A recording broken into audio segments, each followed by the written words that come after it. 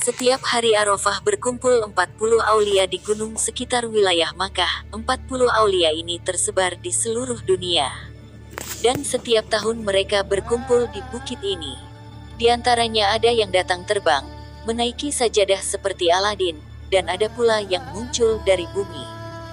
Ada juga aulia lain yang datang menaiki burung, dan ada juga yang celing, bisa langsung sampai ke gunung yang berbukit itu. Acara tahunan ini dipimpin langsung oleh Sultanul Aulia, yaitu rajanya para aulia Allah yang selalu hanya satu orang pada setiap masa di seluruh alam semesta. Ketika para aulia berkumpul di atas bukit, mereka mulai mendengar gemuruh dan nyanyian zikir yang terpancar dari hati mereka. Di bukit ini, malaikat berupa gumpalan awan pun turut memeriahkan acara tahunan tersebut, lengkap dengan semilir angin yang melantunkan takbir, tahmid dan tahlil. Dilihat dari jauh, di bawah bukit, ada seseorang yang agak tua, nampak kesulitan ketika ingin mendaki bukit, berbeda dengan wali-wali yang datang sebelumnya. Dengan tongkatnya ia mencoba melewati bebatuan yang terjal dan berkelok-kelok. Beberapa kali dia harus berhenti sejenak untuk mengatur napas, lalu berjalan kembali ke atas bukit. Sesampai di atas, deru napas lelaki tua ini terdengar lelah. Pakaiannya biasa saja, yaitu jubah putih kecoklatan, dan terlihat agak kotor. Meskipun dia lelah, dia masih memiliki senyum di wajahnya. Terlihat dari wajahnya bahwa orang ini tidak mudah ria, rendah hati dan sopan. Bahkan aulia-aulia yang telah berkumpul pun berhenti beraktivitas setelah melihat orang tua ini datang. Suasana tiba-tiba menjadi tenang, satu persatu dari mereka menyapa orang ini dengan hormat dan taksim. Ahlan wa sahlan ya Habiballah ya Sultanul Aulia, kata mereka. Orang yang tampak sangat biasa ini ternyata adalah raja para aulia. Kesaktian dan karomah tidak tampak sama sekali, dia tak tampak sebagai seorang raja. Tolong panggil Paidi. Orang Indonesia itu suruh ke sini, kata Sultanul Aulia kepada para aulia di antara kerumunan para wali. Seorang pria muda muncul dalam seragam tentara dan mengenakan kopiah hitam yang agak tinggi. Dari wajahnya, terlihat bahwa dia adalah anak muda yang lucu. Sambil tersenyum, pemuda ini menghampiri Sultan Aulia dan mencium tangannya. Setelah Wali Paidi muncul di hadapannya, Sultan berkata kepadanya, "Paidi, saya minta rokok dan tolong rebus air, lalu buat kopi." Ternyata wali yang selalu membawa rokok dan kopi hanyalah wali dari Indonesia. Setelah pertemuan di Makkah, Wali Paidi kembali ke Indonesia. Dia ingin mempraktekkan pengetahuan yang baru saja dia pelajari dari teman seniornya yang dari India, Nasir Khan, yang disebut ilmu melipat bumi. Sahabat Wali Paidi ini memang terkenal dengan kesaktiannya. Biksu-biksu di India tak ada yang dapat menandingi kekuatan gaibnya, bahkan banyak biksu di Tibet yang masuk Islam setelah kalah dalam pertarungan dengan Nasir Khan. Berangkat ke Mekah, Wali Paidi membom teman Indianya. Wali Paidi hanya disuruh memegang tangannya, lalu tiba-tiba mereka, celing, Paidi dan temannya, Nasir Khan, sudah berada di Mekah, di bukit tempat pertemuan biasa terjadi. Dan karena kasihan, Wali Nasir Khan ini mengijahakankan ilmu melipat bumi kepada Wali Paidi, agar dalam pertemuan-pertemuan selanjutnya ia tidak repot-repot mencari tumpangan. Wali Paidi mencoba memejamkan mata dan mulutnya mulai mengucapkan doa khusus. Tiba-tiba tubuh Wali Paidi terasa dingin, tanah tempat dia duduk terasa seperti es. Wali Paidi membuka matanya, dan sebuah bukit yang tertutup es nampak di depannya. Kemudian dia melihat ke bawah. Faktanya, bahkan tanah yang dia duduki adalah es. Di mana saya? Pikir Wali Paidi. Wali Paidi berdiri, melihat sekelilingnya. Semuanya putih karena salju. Wali Paidi kemudian berjalan mengitari tempat yang belum pernah dilihat selama hidupnya. Sepi sekali, tiada orang satupun. Lamat-lamat Wali Paidi mendengar ada orang yang menyenandungkan solawat. Dengan perlahan, Wali Paidi mengikuti asal suara tersebut, dan tampaklah di depannya seekor beruang putih, membungkuk di tepi sungai, mencari makanan ikan segar. Masya Allah, Ternyata yang bersenandung itu bukan manusia, tapi beruang putih itu. Wali Paidi berhenti. Beruang putih menoleh ke Wali Paidi dan berkata, "Assalamualaikum," kata beruang. "Waalaikumsalam," jawab Wali Paidi dengan penuh emosi, heran dan heran. "Kamu Wali Paidi kan? Aku baru dengar nanti ada yang merantau ke sini, namanya Wali Paidi," beruang itu menjelaskan. Setelah memakan ikan yang baru ditangkap, beruang putih melanjutkan dan mengulanginya. "Jangan khawatir, itu normal. Namanya belajar, tidak bisa langsung melakukannya. Cobalah sekali lagi," kata beruang tersebut sambil pergi meninggalkan Wali Paidi. Wali Paidi terdiam 1000 bahasa, lah mendongak ke atas, melihat posisi matahari. Ternyata dia nyasar ke kutub selatan, dan bertemu beruang putih yang bisa bicara dan bersolawat serta berzikir saat dia mencari ikan untuk dimakan. Setelah salat sunnah 2 rakaat, Wali Paidi pun mulai merapal doanya kembali, dan celing. Entah sampai mana lagi dia selanjutnya. Wali Paidi membuka matanya kembali. Dan alangkah terkejutnya, tiba-tiba banyak orang datang berlarian dengan jubah selutut dan serban. Mereka terlihat memegang senapan mesin di tangannya. Terdengar suara peluru beterbangan. "Wah, dalah, ini aku nyasar lagi. Tadi nyasar ke kutub selatan, sekarang di Afghanistan. Kenapa tidak nyasar Hollywood saja sekalian?" Wali Paidi mengamati, semuanya berjenggot panjang. Dia tersenyum sendiri saat melihat janggut mereka. Di negara yang diperintah oleh Taliban, polisi tidak beroperasi di helm, tetapi di janggut. Jika seorang pria tidak memakai janggut, dia akan didenda. Wali Paidi bangkit dan mencari tempat yang sepi. Dia tidak suka perang, jadi dia segera memutuskan untuk pergi. Setelah menemukan tempat yang tenang, Wali Paidi mulai merapal doa untuk ilmu lipat bumi lagi, dan celing. Wali Paidi perlahan membuka matanya. Di depannya ada sebuah rumah kayu, seperti rumah para transmigran di luar Jawa. Tidak lama kemudian, seorang lelaki tua berkopiah putih, baju koko dan sarung keluar, melambaikan tangannya dan memanggil namanya. Wali Paidi teringat orang tua ini. Ini Habib Ali Al-Habsyi dari Pahat, Johor, Malaysia yang juga menghadiri pertemuan Aulia di Mekah kemarin. "Masya Allah, ternyata saya masih nyasar," pikir Wali Paidi. Ia melangkah maju dan mendekati Habib Ali Al-Habsyi. Wali Paidi teringat ketika Said Maliki dari Makkah mengunjungi kediaman Habib Ali beberapa tahun lalu. Kisah Said Muhammad Al-Maliki yang tiba-tiba merindukan kakek buyutnya, Nabi Muhammad SAW, saat bepergian ke Malaysia. Setelah sampai di depan dalam, Habib Ali hanya memerintahkan Said Maliki masuk ke dalam, sedangkan rombongan lainnya menunggu di luar. Beberapa menit kemudian, Said Maliki keluar sambil menangis. Said Maliki menangis terseduh-seduh, "Sudah terobati rasa kangenku," kata Said Maliki di tengah tangisan kerinduan yang tak kunjung usai. Ternyata, ketika Said Maliki memasuki kediaman Habib Ali, oleh Habib Ali dia dipertemukan dengan Nabi Muhammad SAW. Subhanallah. "Sini nak, jangan hanya bengong," kata Habib Ali. "Inggih, Bah," jawab Wali Paidi lalu menghampiri Habib Ali. Setelah mencium tangannya, Wali Paidi memasuki kediaman Habib Ali. "Kamu tampaknya tidak memiliki bakat untuk ilmu melipat bumi, Nak Paidi. Jadi tidak perlu mencoba lagi nanti. Naik pesawat saja dari sini ke Indonesia," kata Habib Ali. "Inggih Bah. Siapa tahu nanti di pesawat bertemu dengan Mulan Jamila yang kamu gandrungi itu," goda Habib Ali. Hahaha, Wali Paidi hanya bisa tertawa mendengarnya. Setelah makan bersama, Wali Paidi pamit. Habib Ali menepuk-nepuk pundak Wali Paidi, lalu mengantarkannya keluar dari dalam. "Jangan lupa perintah Sang Sultan, Nak Paidi. Sesampai di rumah, segeralah ke Gunung Arjuna untuk khalwat di sana."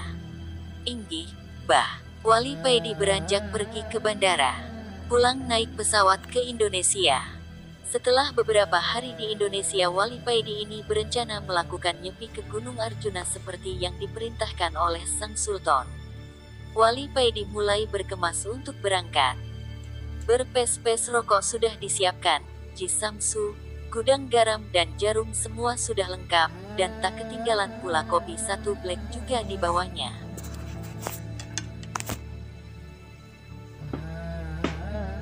Sesampai di kaki Gunung Arjuna, Wali Paidi mulai mendaki mencari gua yang dimaksud oleh Sang Sultanul Aulia. Pada hari yang ketujuh Wali Paidi akhirnya menemukan gua tersebut.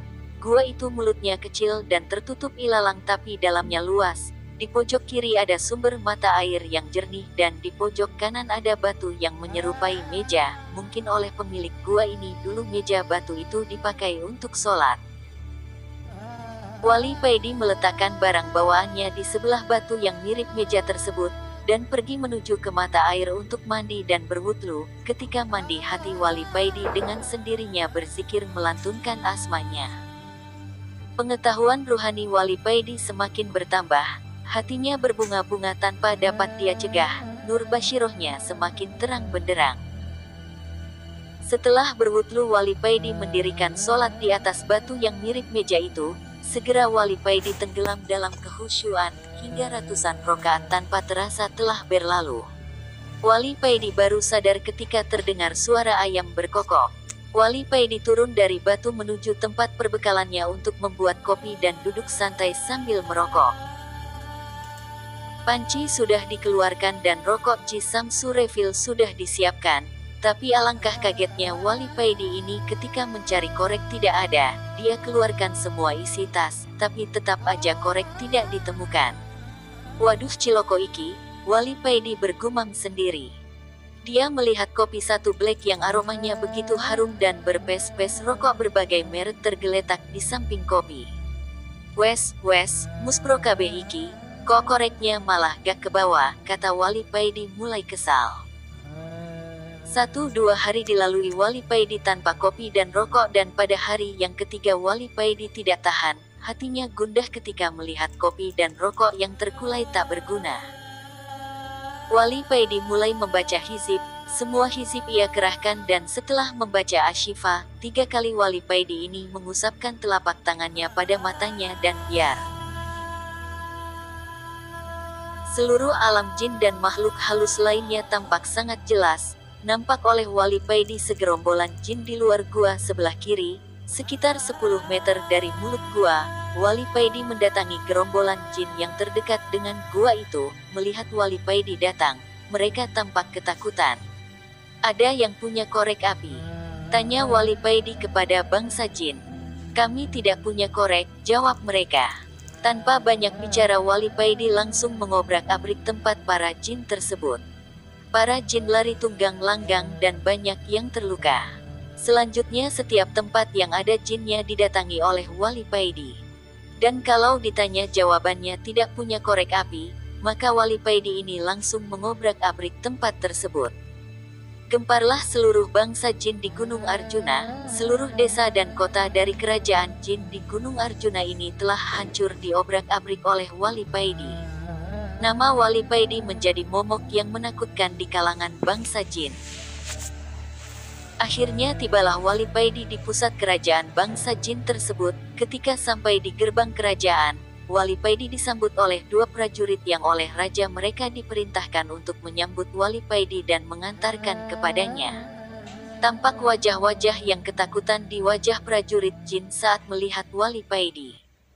Dengan suara terbata-bata sang prajurit mempersilahkan Wali Paidi untuk masuk ke istana dan menemui raja mereka. Di dalam istana Raja Jin yang bernama Ismoyo ini sudah menunggu kedatangan Wali Paidi. Setelah Wali Paidi masuk istana, Raja Ismoyo ini langsung turun dari singgasananya menyambut langsung Wali Paidi dan mempersilahkan Wali Paidi untuk duduk di sampingnya. Dengan agak takut Raja Ismoyo ini bertanya, "Hamba dengar Tuan Wali telah membuat geger kerajaan hamba. Tuan telah mengobrak-abrik seluruh wilayah kerajaan tanpa ada yang mampu melawan Tuan.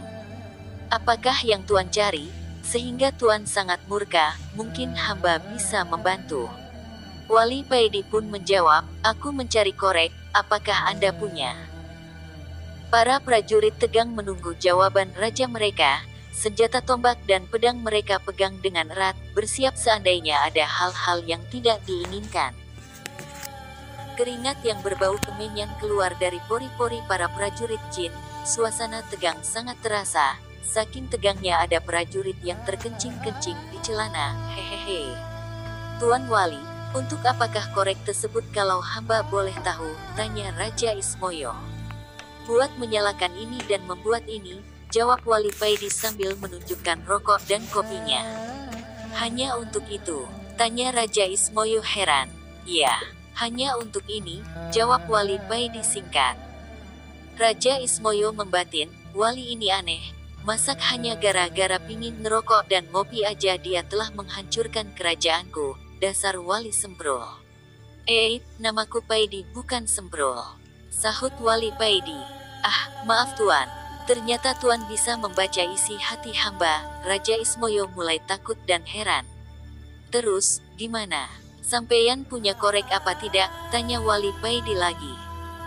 Kalau hanya untuk menyalakan itu, pakai ini aja Tuan, jawab Raja Ismoyo sambil menjulurkan jari telunjuknya yang tiba-tiba bisa mengeluarkan api. Masya Allah, kalian kan memang terbuat dari api. Maaf baru ingat hehehe, jawab Wali Paidi sambil cengengesan. Wali Paidi mendekati Raja Ismoyo, lalu mengeluarkan sebatang rokok Cisam refillnya dan mulai menghisap rokoknya dengan nikmat. Allah. Begitulah yang terdengar ketika Wali Paidi merokok. Selanjutnya Raja Ismoyo memanggil panglimanya dan berkata kepadanya, buatkan kopi buat Tuan Wali ini. Perintah Raja Ismoyo sambil mengambil kopi dari Wali Paidi dan menyerahkan kepada panglimanya. Jangan manis-manis, ya. Wali Paidi berpesan. Kerajaan Raja Ismoyo yang terkenal angker dan ditakuti bangsa jin dan manusia sekarang seperti warung kopi pinggir jalan gara-gara Wali Paidi. Gemparlah seluruh bangsa jin di Gunung Arjuna, seluruh desa dan kota dari kerajaan jin di Gunung Arjuna ini telah hancur diobrak-abrik oleh Wali Paidi. Nama Wali Paidi menjadi momok yang menakutkan di kalangan bangsa jin. Akhirnya tibalah Wali Paidi di pusat kerajaan bangsa jin tersebut. Ketika sampai di gerbang kerajaan, Wali Paidi disambut oleh dua prajurit yang oleh raja mereka diperintahkan untuk menyambut Wali Paidi dan mengantarkan kepadanya.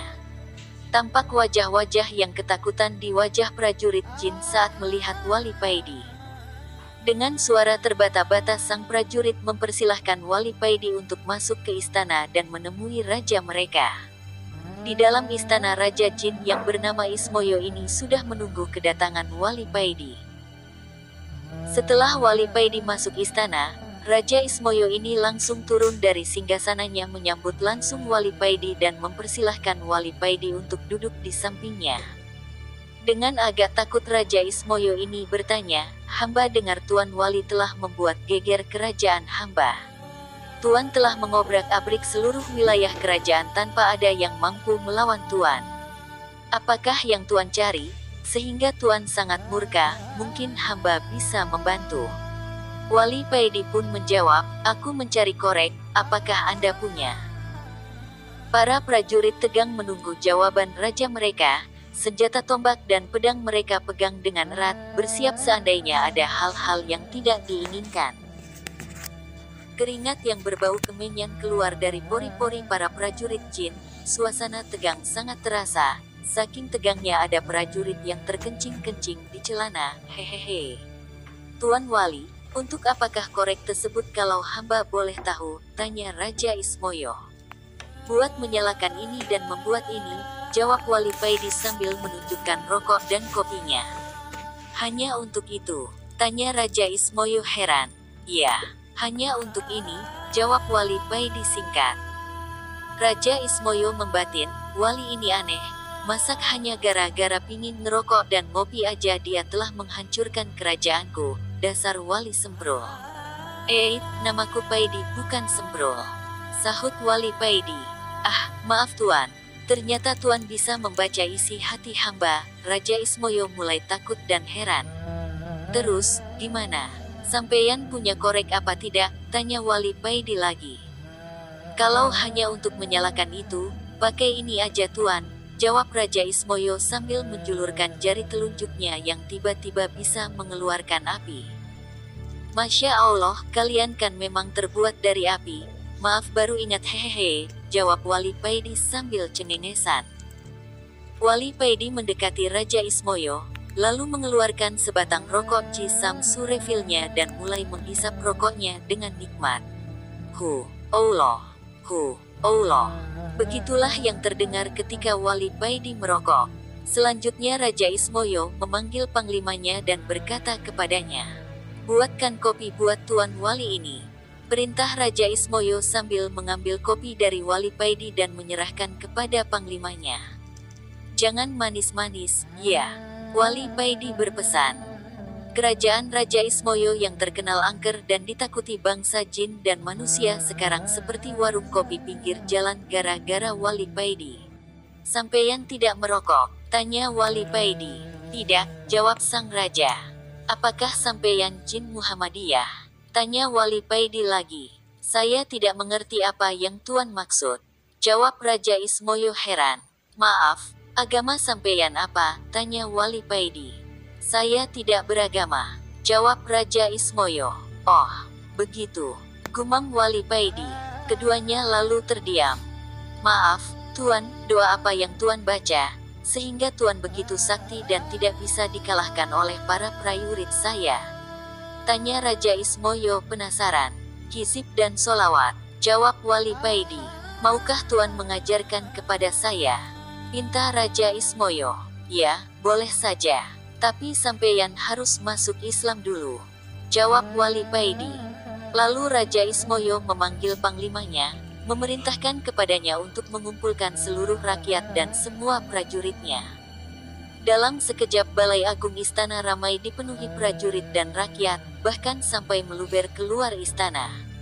Selanjutnya Raja Ismoyo bersimpuh di kaki Wali Paidi dengan diikuti seluruh rakyatnya. "Kami dengan sukarela siap masuk Islam, mengikuti agama Tuan," kata Raja Ismoyo KPD Wali Paidi. "Baiklah, ikuti apa yang aku ucapkan," kata Wali Paidi dengan suara yang sangat berwibawa. Wali Paidi pun lalu mengucapkan 2 kalimat syahadat diikuti seluruh bangsa jin kerajaan Raja Ismoyo. Ucapan syahadat para bangsa jin ini menggema ke seluruh Gunung Arjuna. Bahkan seluruh hewan di Gunung Arjuna terdiam dan berhenti. Tidak ada yang bersuara mendengarkan syahadat ini. Setelah mengucapkan 2 kalimat syahadat, Wali Paidi mengajarkan kepada mereka apa itu Islam dan menjabarkan arti iman secara singkat. Selanjutnya Wali Paidi tinggal di istana Raja Ismoyo guna mengajari mereka cara sholat, cara berzikir dan lain sebagainya.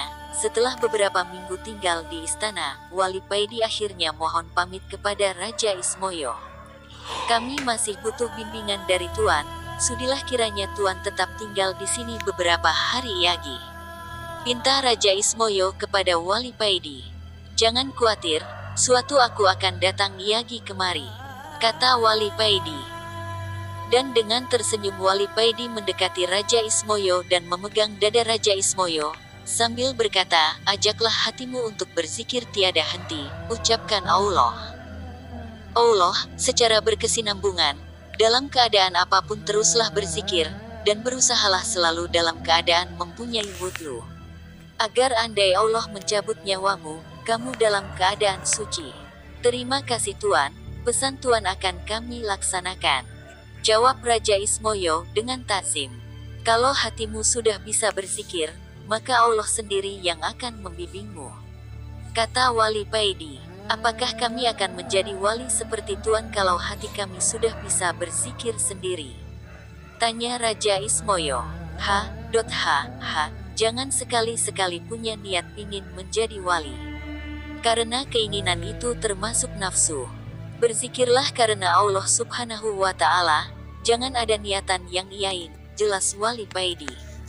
Setelah menghisap rokoknya, Wali Paidi berkata lagi, "Allah menjadikan manusia pemimpin di muka bumi ini, dan mengangkat para walinya dari kalangan manusia." Jelas Wali Paidi lagi, "Oh begitu. Allah menghendaki begitu, kami sangat ridho dengan keputusan Allah tersebut," jawab Raja Ismoyo manggut-manggut. Kalau boleh tahu, Tuan ini wali yang bagaimana? Tanya Raja Ismoyo selanjutnya.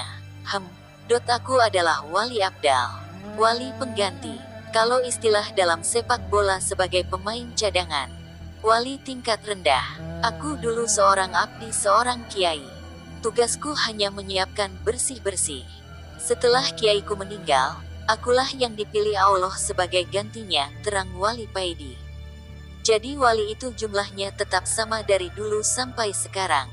Tanya Raja Ismoyo dengan bersemangat.